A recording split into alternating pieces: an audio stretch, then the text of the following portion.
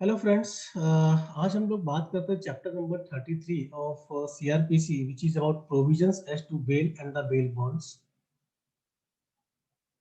Bell मतलब जमानत और बेल बॉन्ड्स मतलब बंद पत्र। जमानत और बंद पत्र के जो प्रोविजंस है उसको चैप्टर 33 ऑफ सीआरपीसी में लिखा हुआ है। जब किसी व्यक्ति को अरेस्ट किया जाता है किसी इन्वेस्टिगेशन के दौरान, तो उसको बेल देनी है या नहीं देनी, अपने सीआरपीसी और अपने आईपीसी कौन से अपराध के तहत उसको अरेस्ट किया गया उस पर डिपेंड करता है।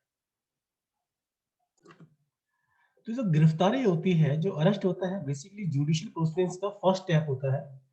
और गिरफ्तारी का मुख्य उद्देश्य ये होता है कि जो भी बंदा एक्यूज्ड है, अगर मान लीजिए उसने कुछ अपराध किया है और उस बंदे को हमने अरेस्ट किया और अरेस्ट तो कर लिया, उसके बाद उसको बेल दे दी। बेल देने के बाद he is freely moving in the society. वो क्या क्या कर सकता है कि जो विटनेसेस हैं उस उनको डरा डरा सकता है, धमका सकता है। जो एविडेंसेस है उनको टेम्पर कर सकता है, या फिर जिस दिन उसको न्यायालय में पेश होना है तो वो न्यायालय में पेश ना होकर हो सकता है भाग जाए, जिसको बोलते हैं एब्सकॉन्ड हो सकता है।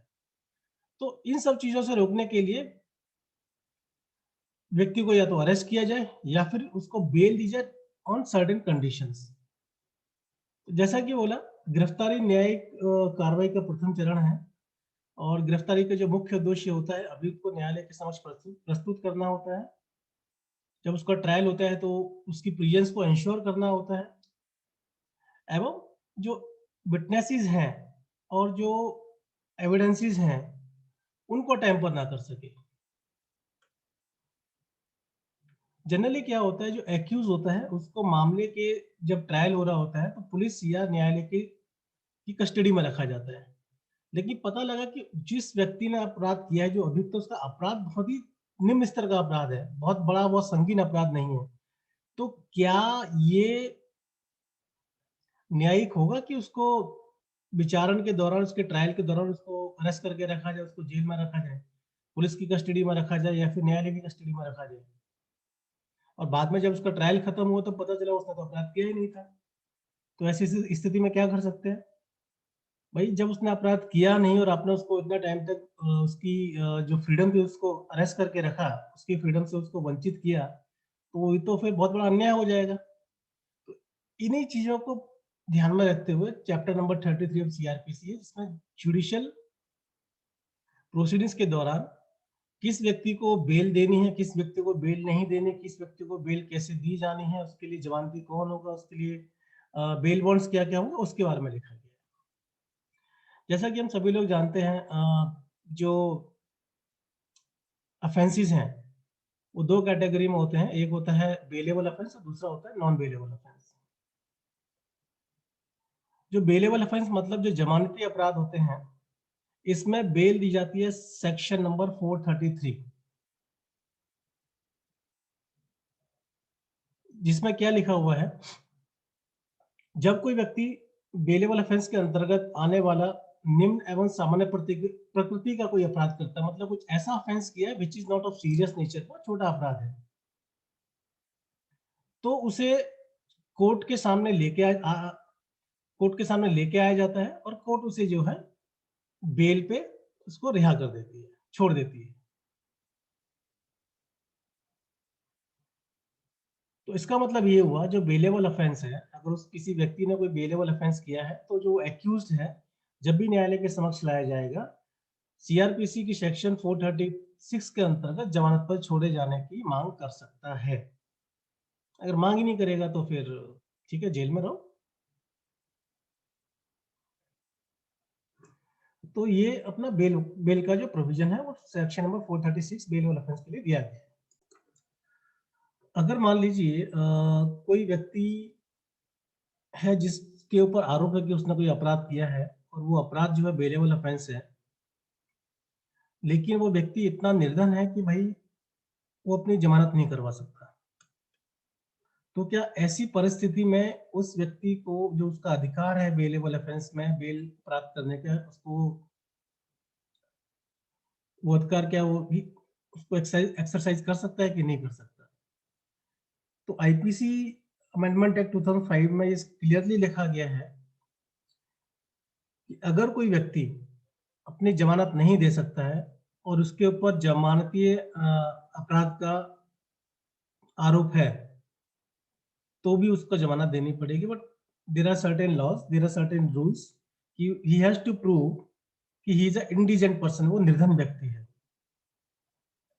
वो कंडीशंस अलग हैं, तो उसको बाद में देखेंगे। तो बेसिक जो प्रिंसिपल है, जब भी किसी व्यक्ति को जमानत दी जाती है, तो प्रिंसिपल यही है कि जो बेलेबल ऑफेंस है, बेलेबल ऑफेंस में जो एक्यूज्ड है, this is the right of accused to demand for bail in bailable offence. और जो दूसरे अपराध होते हैं जो कि नॉन बेलेबल ऑफेंस है, then this is the discretion of the court whether the court wants to give the bail to the accused or not. Non bailable offence के अंदर जो एक्यूज्ड है उसका राइट नहीं है, वो रिक्वेस्ट कर सकता है, वो एप्लीकेशन दे सकता है बेल लेने के लिए, but it would totally be depending upon the judgement of और विजडम ऑफ द जज और magistrate. But in case of bailable offence, this is the right of accuse to get the bail. जब उसका right है तो फिर magistrate क्यों मना करेंगे, कोर्ट क्यों मना करेगी, उसको देना पड़ेगा। एक कंडीशन होती है जहां पे किसी एक्यूज को एक ऐसा अपराध का, किसी एक्यूज पर एक ऐसा अपराध का आरोप है, accuse is charge with an offence which is punishable with life imprisonment और डेथ। इस इन केसेस के अंदर बेल होना बहुत मुश्किल है। यहां पर जमानत जो है मजिस्ट्रेट स्वीकार नहीं करेगा। जमानत कौन लेगा, या तो सेशन जज देगी, सेशन जज देगा, या फिर हाई कोर्ट देगी। आप सेशन कोर्ट में अप्लाई करो, हो सकता है उधर से मिल जाए, और जनरली वहां से भी नहीं मिलती है, तो उसके लिए सिर्फ और सिर्फ हाई कोर्ट में अप्लाई करना पड़ेगा, जहां से आपको ऐसे अपराधों के लिए बेल मिल सकती है। अगर कोई एक्यूज्ड है जिसने कुछ ऐसा ऑफेंस किया है, again which is punishable with the death और विद लाइफ इम्प्रिजनमेंट, और जो एक्यूज्ड है ही इज द लेडी, वो एक स्त्री है, या एक्यूज्ड इज वो नाबालिग है, he is not adult, he is minor, या फिर वो शरीर से इतना, मतलब उसकी शारीरिक अवस्था ऐसी है कि वो जेल में नहीं रह सकता, तो इस केस में उसको बेल देना, उस एक्यूज को बेल देना, this would be the discretionary power of the court. तो कोर्ट की जजमेंट पे, कोर्ट के विजडम पे सब कुछ छोड़ा हुआ है ऐसे इन केसेस के अंदर। तो सेशन न्यायालय एवं उच्च न्यायालय को जमानत स्वीकार करने के संबंध में बहुत सी शक्तियां प्राप्त हैं, चाहे ऐसा अपराध मृत्यु दंड या आजीवन कारावास से दंडनीय क्यों ना हो। तो there are 4 principles which is about bail। पहला, बेलेबल ऑफेंस अगर किया है तो then this is the right of accuse to get the bail. Non bailable offence है, then this is the wisdom of the court whether they want to give the bail to the accuse और not. तीसरा है, if the offense is punishable with death or with the life imprisonment and the accused is not a lady, accused is not a minor, accused is not a person who is especially abled, in that case magistrate will not give the bail to him। तो इन cases में bell लेने के लिए he has to apply in the high court या फिर session court में जाकर उसको अप्लाई करना पड़ेगा। Section 436 is about bailable offence. Section 437 is about non bailable offence. Section 437 में क्या होता है, सेक्शन 437 में उन कंडीशंस का उल्लेख किया गया है, उन कंडीशंस को लिखा गया है जिनके अंतर्गत नॉन बेलेबल ऑफेंस करने वाले एक्यूज्ड को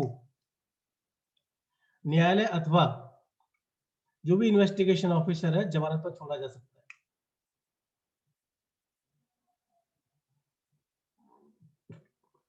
नॉन बेलेबल ऑफेंस से मतलब वो होता है वे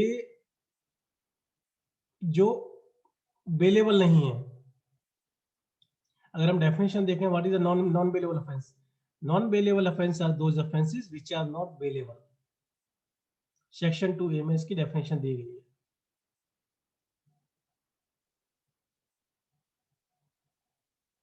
तो जब भी कोई व्यक्ति जिसने नॉन बेलेबल ऑफेंस किया है और जो इन्वेस्टिगेशन ऑफिसर है उसने उसको अरेस्ट किया है विदाउट वारंट, तो उसे उच्च न्यायालय अथवा सेशन न्यायालय से के अलावा किसी न्यायालय के समक्ष प्रस्तुत किया जाता है तो ऐसा न्यायालय उसे जान पर छोड़ने का आदेश दे सकता है।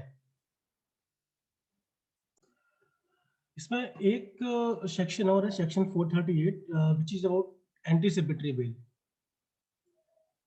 एंटीसिपेटरी बेल में क्या होता है कि अगर किसी व्यक्ति को लगता है कि उसे किसी अपराध के लिए गिरफ्तार किया जा सकता है तो वह सेशन कोर्ट या हाई कोर्ट में जाके एडवांस बेल के लिए अप्लाई कर सकता है अंडर सेक्शन 438। जब वो व्यक्ति अप्लाई करेगा तो कोर्ट इन चीजों का ध्यान में रखेगा before giving bail. Nature and gravity of the accusations की जो उसके एक्यूज के ऊपर जो अपराध का आरोप है उसका नेचर क्या है, उसकी ग्रेविटी क्या है, उसकी इंटेंसिटी क्या है, वो निम्न स्तर का है या बहुत ही घिनौना अपराध है। जो एप्लीकेंट है, जो एक्यूज्ड है, उसका प्रीवियस बिहेवियर कैसा रहा है, एक्यूज का भागने की संभावना कितनी है, या फिर कोर्ट को ऐसा लगता है कि भाई एक्यूज को तंग करने के लिए एक झूठा केस उसके खिलाफ लेके आया जा रहा है, तो ऐसे 3-4 अवस्थाओं के अंदर कोर्ट उसको एंटीसिपेटरी बेल दे सकती है। और एंटीसिपेटरी बेल देने का जो हक है वो हाई कोर्ट को है। अगर हाई कोर्ट ने अगर एंटीसिपेटरी बेल दी तो एंटीसिपेटरी बेल को कैंसिल करने का हक भी हाई कोर्ट को ही है। तो let's see by bare act की बेयर एक्ट में क्या लिखा हुआ है। So, शेयर स्क्रीन, इसी से एनोनेट।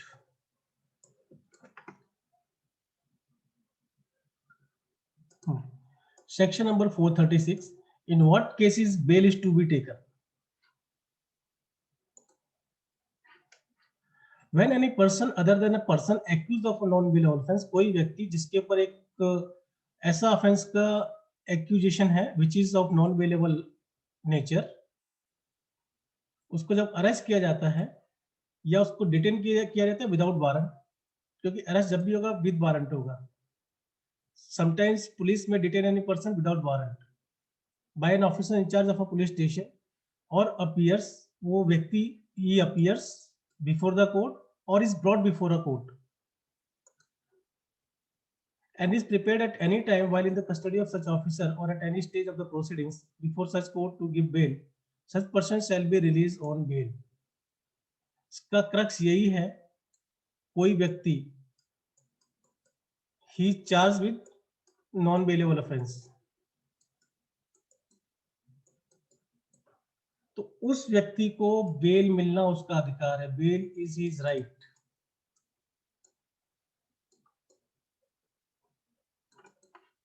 Right, provided that such officer or court, if he or he it thinks fit, may instead of taking bail from such person, discharge him on his executing a bond without surety or his appearance as hereinafter provided। Bond होता है जो कि व्यक्ति खुद भरता है, जो accused है। श्योरिटीज बोलते हैं जमानती हो। अगर जमानती नहीं है तो एक बेल बॉन्ड भरेगा, बेल बॉन्ड भरने के बाद उस व्यक्ति को जमानत पर छोड़ सकते हैं।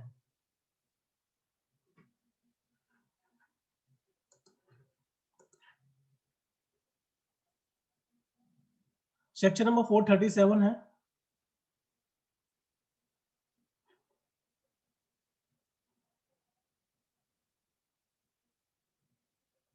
इसमें नेचुरल है, अगर व्यक्ति ने बेल बॉन्ड भरा है और बेल बॉन्ड भरने का उसकी कंडीशंस को उसने फुलफिल नहीं किया, उसने कंप्लाई नहीं किया, तो उस व्यक्ति को दोबारा अरेस्ट कर सकते हैं, अरेस्ट करके जो है पुलिस कस्टडी में ले लेंगे उसको। सेक्शन नंबर 437, व्हेन बेल में be granted in case of non bailable offence. जब नॉन बेलेबल ऑफेंस में बेल कब ग्रांट की जा सकती है? नॉन बेलेबल ऑफेंस में बेल ग्रांट करने से पहले कोर्ट 3-4 चीजों को ध्यान में रखेगा कि उधर रीजनेबल ग्राउंड्स हैं for believing that he has been guilty of offence punishable with death और इम्प्रिजनमेंट फॉर लाइफ।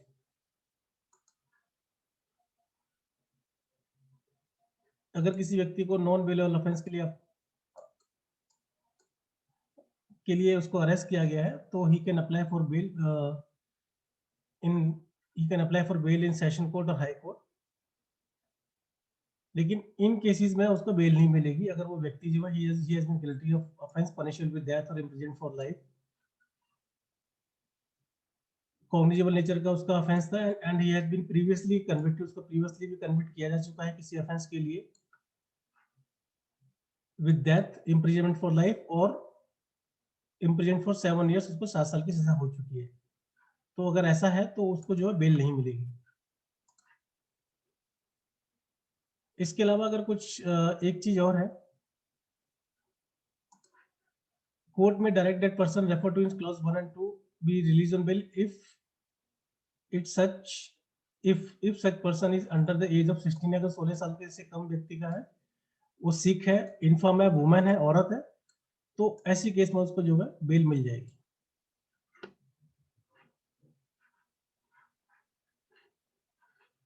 ओके, तीसरा है सेक्शन नंबर 438, जिसके बारे में हमने बात किया था, एंटीसिपेटरी बेल।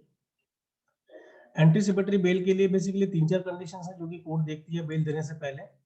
सबसे पहले ये है कि पर्सन कि वो shall not leave the India without previous permission of the court. Anticipatory bail basically high court है, कोर्ट ऑफ सेशन में अप्लाई करी जाती है, कोर्ट सेशन कोर्ट में अप्लाई की जाएगी, फिर हाई कोर्ट में अप्लाई की जाएगी। और as including a condition that the person shall make himself available, वही जब भी उसको बुलाया जाएगा तो अपना कोर्ट में हाजिर होगा for interrogation by police officer और एज इन व्हेन रिक्वायर्ड।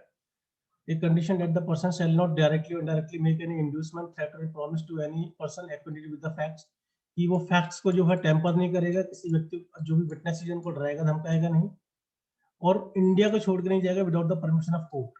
तो ये 3-4 कंडीशंस में अगर के लिए वो एग्री करता है तो उसको एक एंटीसिपेटरी बेल दे दी जाती है।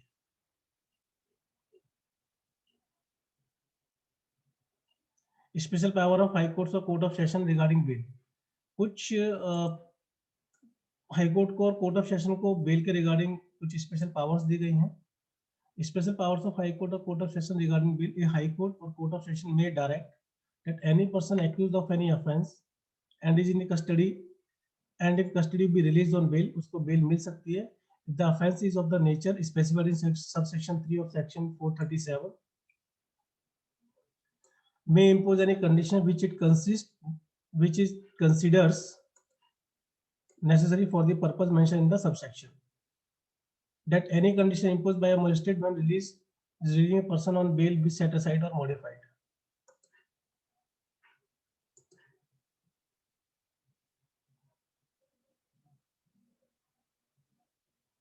ये हाई कोर्ट और कोर्ट ऑफ सेशन में direct that any person who has been released on bail under this chapter be arrested and committed to custody। अब भाई जिसको बेल मिली है तो हाई कोर्ट या कोर्ट ऑफ सेशन एक डायरेक्शन दे सकती है कि उस व्यक्ति को फिर से अरेस्ट करके उसको कस्टडी में ले लिया जाए।